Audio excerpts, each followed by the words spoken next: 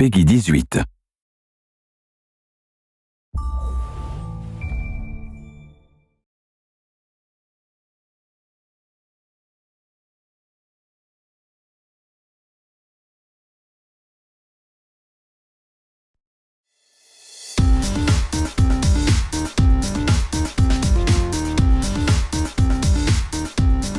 Hello everyone and welcome to Community Corner. I'm Jen, community developer on the game.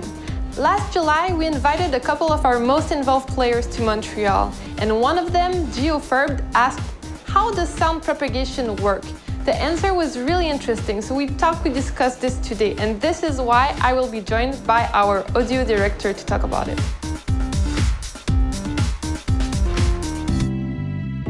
Alright, well, hi LP, thanks for joining me today. First off, let's start with the basics. How is spatialization usually done in games? So typically, what you'll find in games is what we call occlusion. Occlusion is you have a sound on one side of a wall and you're listening from the other side.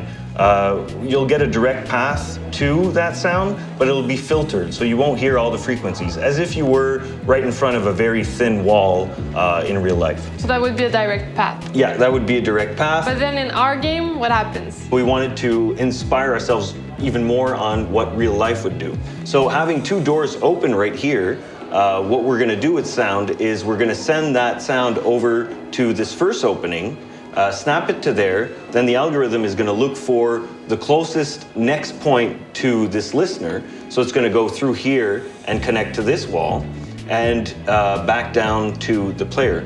Essentially, if you split that, the sound is going to be virtually positioned here. So this listener is going to hear the sound coming from that door.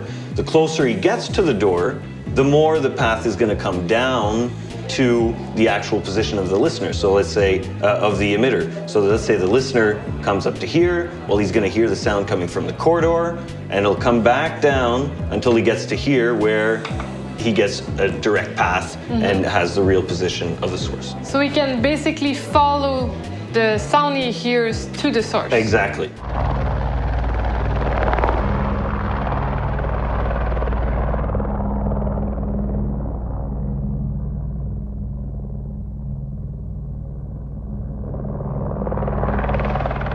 And what happens if, let's say, this guy over there, the sound emitter, gets close to the wall and starts banging on it, putting, let's say, a breach charge? So as if it would be in real life, if I bang on this wall and you're right beside it, you're going to hear the banging on the wall. So when somebody places a breach charge, breaching charge is ready.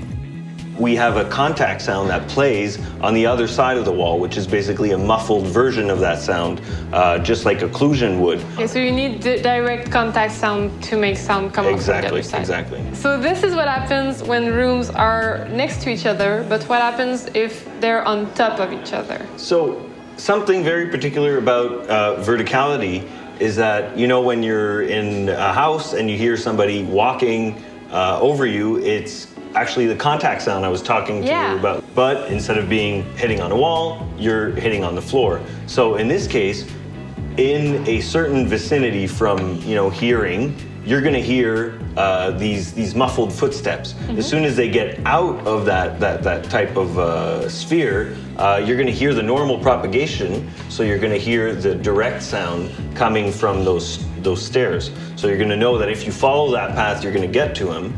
But that added extra information of, oh, he's right over me, well, that can help a lot with, breaching traps and also line of sight floors. So you could decide to shoot him through the floor as well. Yeah. And then what happens once we introduce destruction? As we use destruction as line of sights, you can use destruction as line of sounds if you want. So let's say you want to make sure you hear somebody coming from that direction, take a shotgun, blow a hole in the wall, and that sound is going to come from that hole if it's the shortest way to hear the sound.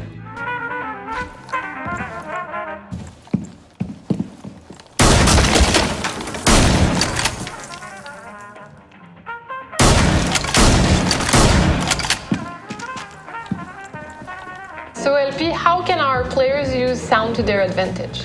So the first tip I'd give is get yourself a good pair of headphones and listen to the game loud. The game was mixed to be closer to reality, and you get a lot more dynamics, and you can understand better perception of sound if you're listening to it louder. The other thing is that there's a lot of sounds that were put in there as feedback. It's supernatural, it feels realistic, and they give really good feedback on where the enemy's gonna breach. So yeah, that's what I'd say to get the best experience. All right, well, thank you so much, LP, for taking the time. And thank you for joining us. We hope you enjoyed this conversation. If you want to join the discussion or ask a question, head over to our forums or to our subreddit. See you next time on Community Corner.